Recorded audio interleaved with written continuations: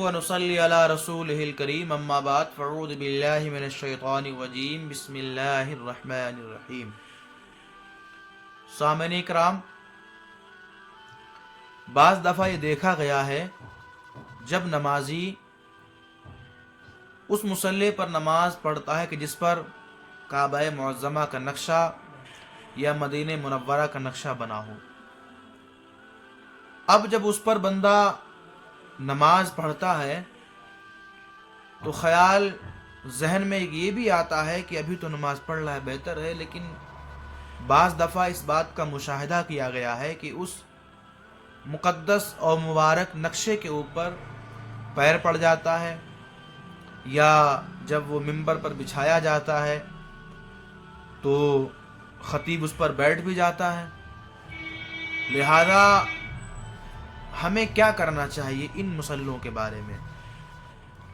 دیکھیے، تعظیم کے لیے ہم کسی چیز کا نقشہ جب بناتے ہیں تو وہ جس چیز کا نقشہ ہے، اگر وہ نقشے جس کا نقشہ بنایا گیا ہے وہ تعظیم کے لائق ہے تو اس کا نقشہ بھی تعظیم کے لائق ہوگا۔ جیسے کعبہ معظمہ یقیناً ہمارا قبلہ ہے اور تعظیم کے لائق ہے، تو اس کا نقشہ بھی ہمارے لیے تعظیم کے لائق ہوگا۔ اسی طرح سے گنبد خضرا، اس کا نقشہ بھی تعظیم ہے، تعظیم کے لیے ہمارے لیے ہے۔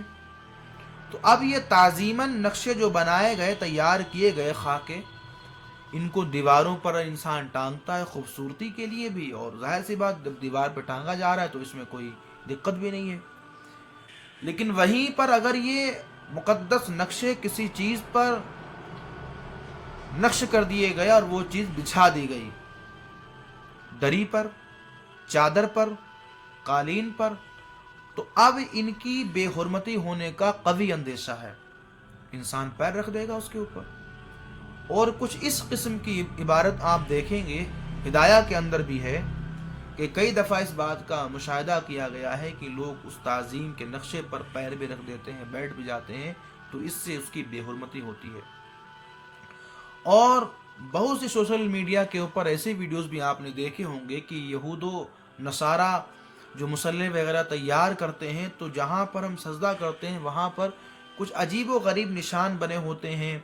یا جہاں پر ہم پیر رکھتے ہیں وہاں کلمہ طیبہ لکھ دیتے ہیں، وہ جس سے مسلمان کو خبر بھی نہ ہو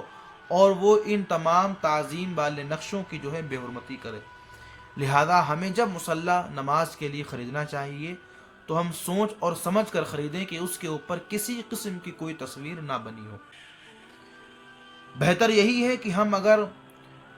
کعبہ معظمہ کا نقشہ یا مدینہ منورہ کا نقشے والی کوئی چیز خریدیں تو اس کو دیوار پر ٹانگیں یا گھر میں لگائیں زیب و زینت کے لیے، لہٰذا فرش کے اوپر نہ ڈالیں جس سے اس کی بے حرمتی ہو۔ اور دوسروں تک بھی ویڈیو کو شیئر کریں اور سبسکرائب بھی کریں، بیل آئیکن کو بھی دبائیں تاکہ ہماری ہر آنے والی ویڈیو کی نوٹیفیکیشن آپ کو ملتی رہے۔